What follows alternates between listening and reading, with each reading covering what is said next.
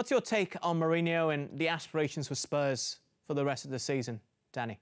I think he's coming to a club, and it's the first time that he's taken over a club mid-season. And Pochettino and Mourinho, both wonderful managers, but both very different in the way they see the game. So to actually change a player's mindset during the season is difficult. This little bit of a break that they've just had maybe given him the opportunity to imprint the way that he wants to play more so. Obviously, Dele Alli will be back soon after his suspension. I just think that it will just be too much for them to be challenging to get in those top four, even if it's fifth position.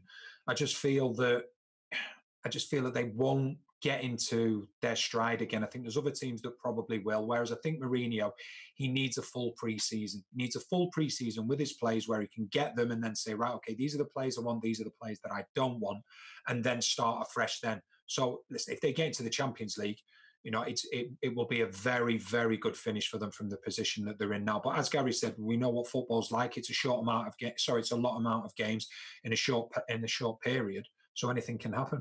Yeah, and I'm just looking at the bigger picture with Spurs. Is this something that the fans will definitely have to get used to in the long term? Because Tottenham, they had to take a loan during the lockdown period because of financial issues. They have the stadium to pay for. I'm hypothesizing a little bit here, but there's a possibility they can't afford to pay off Jose Mourinho should they not wish to proceed with him as head coach. So this really is for the long term. Of course, this is just a theory of mine, but what do you think, Gary? Well, at this moment in time, there's no reason to think that Spurs are going to want to get rid of Jose Mourinho, to be honest with you. So I think that's straight out of the door. Yes, Spurs have been a bit unfortunate in that they've racked up a huge amount of debt, building a fantastic stadium, putting in brilliant infrastructure with the training ground and everything. But I believe they can weather it. I think it will restrict them in the transfer market, undoubtedly.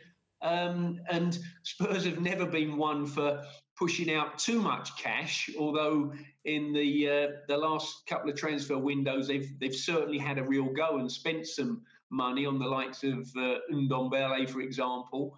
But I think Spurs are going to have to be very cautious and careful and clever in the transfer market to get the one or two little pieces of the jigsaw, which I think is probably all they are short at the moment. Yeah, I think the problem arises what happens if a big money bid comes in for Harry Kane?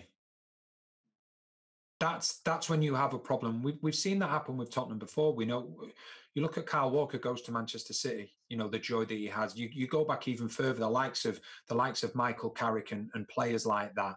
And that, to me, would be a little bit of a question mark. It's okay. People always say, oh, yeah, he's Harry Kane, he's Tottenham through and through. But he's also Harry Kane that probably wants to win trophies. And if the ambition of the club don't match his ambitions, then it'll be interesting to see what happens. And if Tottenham financially, we don't know the position that they're in, but if they have to sell to buy and they get an unbelievable offer for Harry Kane, what happens then? And that would be really interesting to see. Yeah, I'm also thinking of the longevity of Mourinho at Spurs, not so much with the players and the fans, but with the chairman, Daniel Levy, because their ethos in terms of transfers, well, let's just say can be very differing from what we've seen in the past. But only time will tell.